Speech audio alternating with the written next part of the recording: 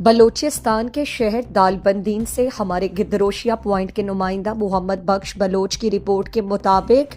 دالبندین شہر اور گرد و نواح میں موسلادھار بارش سے ندی نالوں میں طغیانی،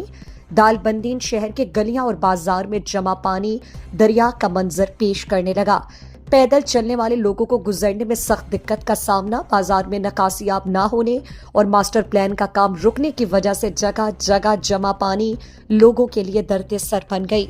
دوسری جانب میونسپل کمیٹی دالبندین کے چیئرمین میر فیصل جان نوتزئی کی ہدایت پر شہر کے مختلف ایریاز میں جمع پانی کو نکالنے کے لیے میونسپل کمیٹی کا عملہ متحرک، تاہم میونسپل کمیٹی کے پاس وسائل کی کمی کے سبب اکثر مقامات پر پانی تاحال جمع ہے۔ علاقے کے سیاسی اور سماجی حلقوں نے حکام بالا سے مطالبہ کیا کہ شہر میں نکاسیاب کو یقینی بنانے اور میونسپل کمیٹی کو مزید ڈی واٹرنگ سسٹم مہیا کر کے بارش کے پانی کو نکالنے کے لیے اقدامات کیے جائیں۔